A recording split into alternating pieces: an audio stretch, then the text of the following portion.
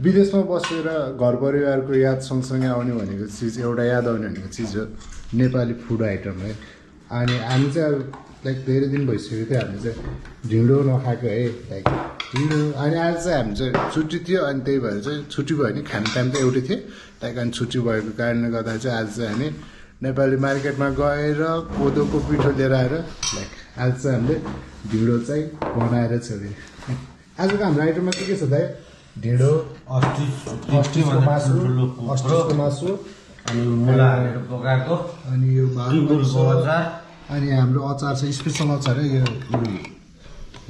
यस्तो after long time है अब यस्तो खानु पाइरहेको मलाई चाहिँ एकदम मजा लागिरहेको। तिमीलाई के कस्तो लाग्यो? तिमीलाई के भन्नु मन छ? एकदम चाखेर हुन्छ ल चाहेर भन्नु तिमी खाऊ पहिला ल तिमी खाऊ ल।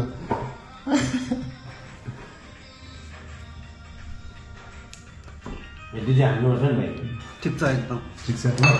मैले यत्रो धेरै हाल्ने मैले धेरै खान्छ भनेर तपाईँले त्यत्रो धेरै राख्दै क्या तर लागेको हुन्छ नि त होइन।